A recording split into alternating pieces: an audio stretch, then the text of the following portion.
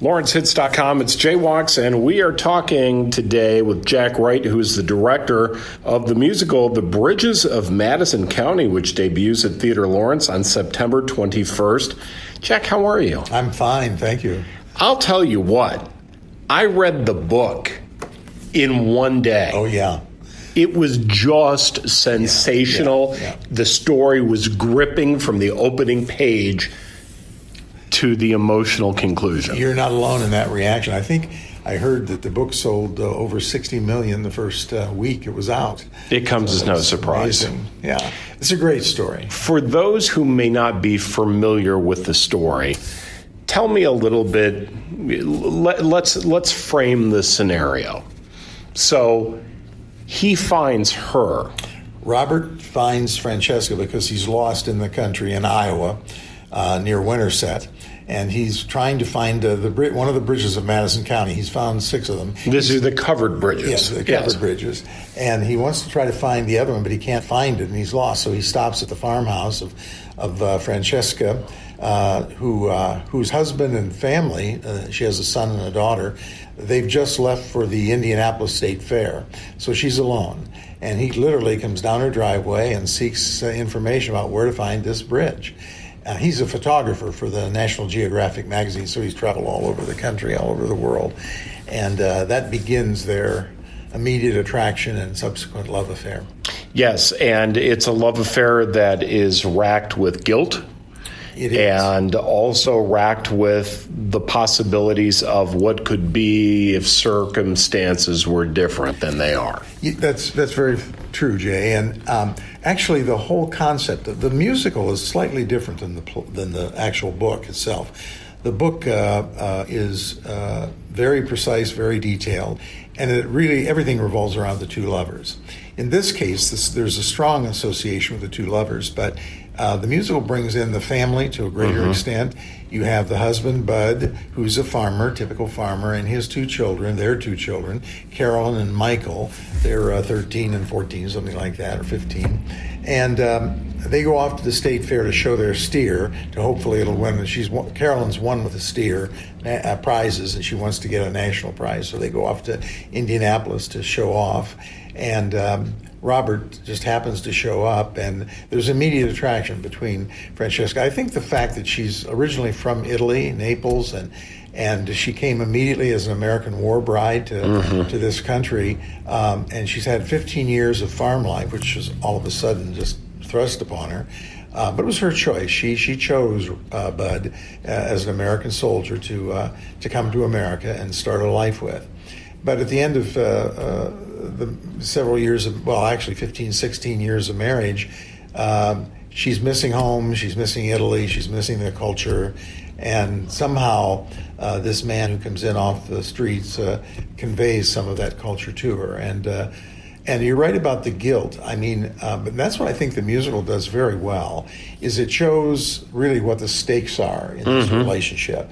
The marriage, Bud, it's not a bad marriage by any means. Very happy for the most part, and raising her 2 kids. It really reflects how important the family is, and how much the family means to her, in this case, Francesca, and to a person who gets themselves involved in an affair and can lead to the obvious hurt and everything else. The terrible thing is that they feel like they're soulmates. This is the love of her life, and his life, the love of his life. Right. So that's powerful and intense, and yet they build a musical around it. So well, and I want to ask you specifically about that, because the story itself from the book was very dialogue heavy, and literally the entire book was in the kitchen over a meal, talking back and forth between these 2 individuals before they consummate their relationship. Right. How does the musical address that dialogue? That's a great question, and it's very interesting. This musical celebrates the story. I guess from at least the concept that I'm using is this is kind of a memory sequence, because at the end of the musical, Francesca, now her son has grown up and become a doctor, and Carolyn's grown up and had a baby, and her husband has since died, and she's pretty much alone. on that farm. And so she goes back to the Rosemont Bridge one last time to recall her falling in love with Robert. But the musical actually forwards the action of the play, so that in many musicals, at least, in my experience, the dialogue found within the music, the lyric, if you will, somehow celebrates that moment that's being musicalized. You have to pay very close attention to the lyrics, because the lyrics forward the action as well as the dialogue forwards the action. So it's all about story and stories of and stories about that contribute to the growth and the progression of the storyline.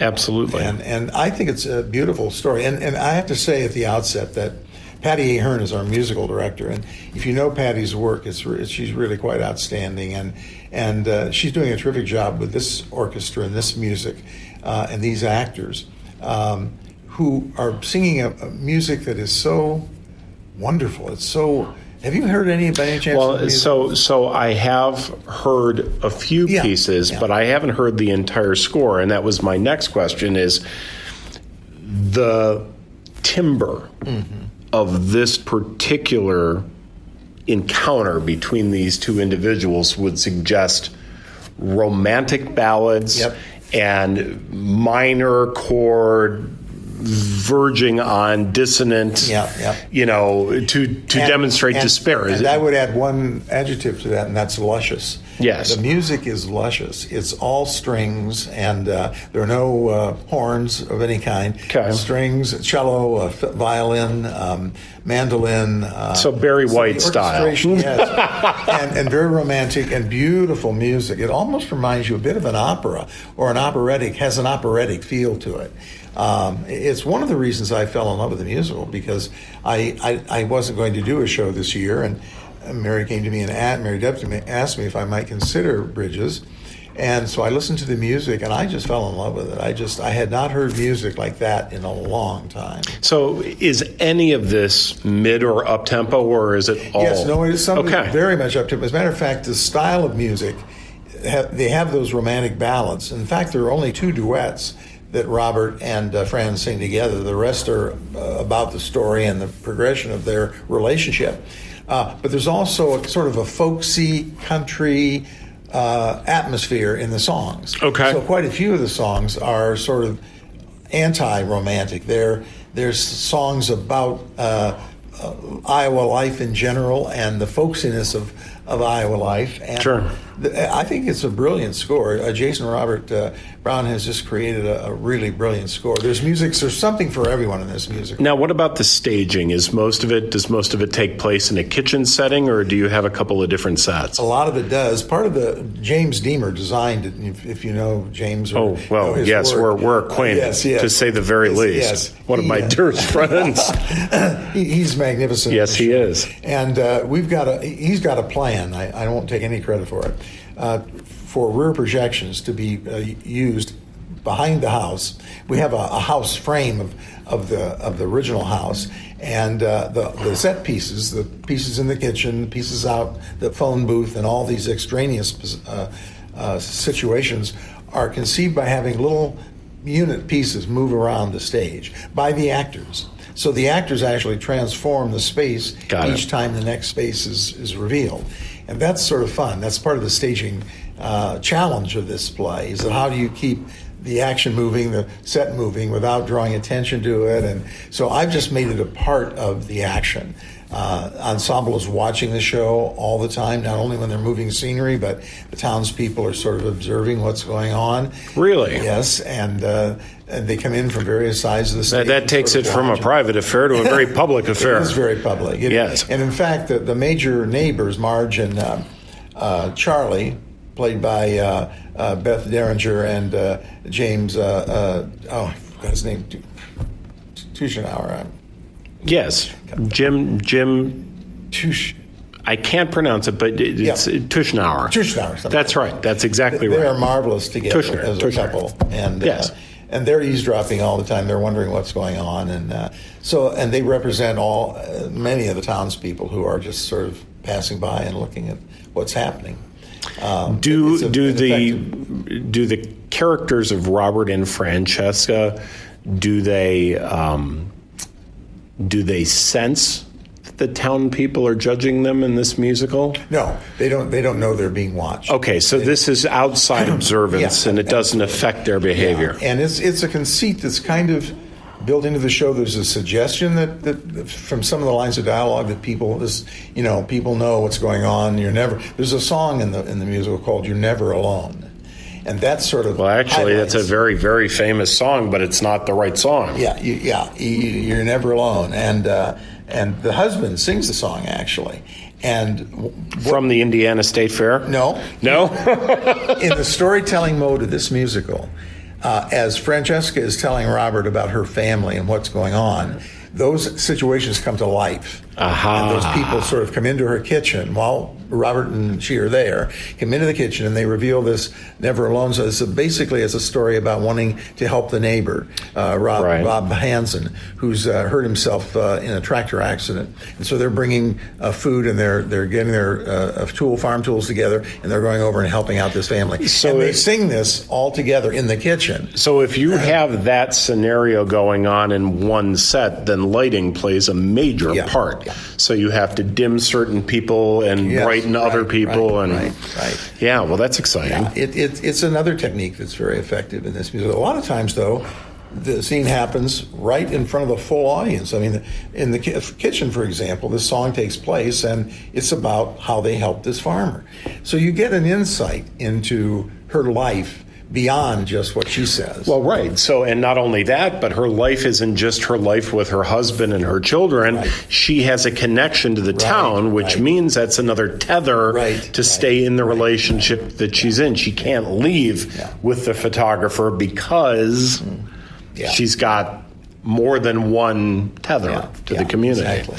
All right. It's a fascinating musical, and it's been wonderful fun to stage. And boy, the actors are really, really strong. They're both vocally and both musically and in the dialogue.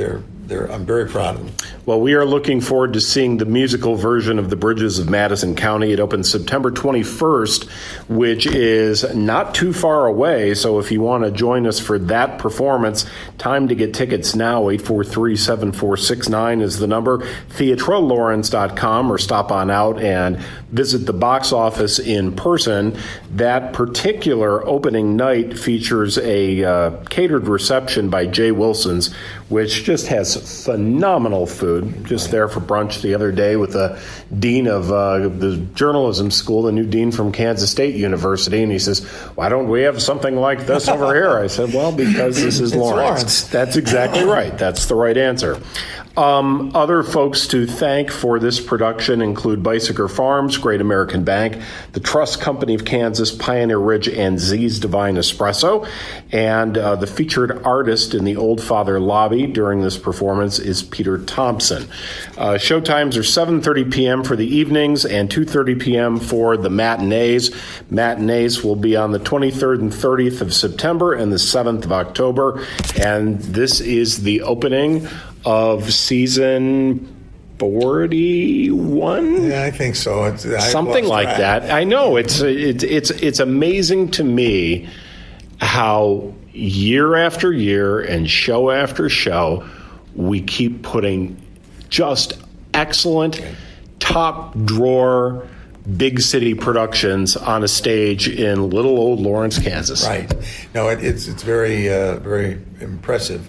The shows they've rung up here at Theater Lawrence. It's I've seen a lot of them over the years, and it's everything you say. They're impressive. They're wonderful. They're entertaining, and in this case, in this musical, you're going to love both the music and the acting. It's a story that's really fun to tell. So why were you going to take the year off? Inquiring minds want to know. No. I was, when you're retired, it doesn't you don't seem know like the meaning of the word.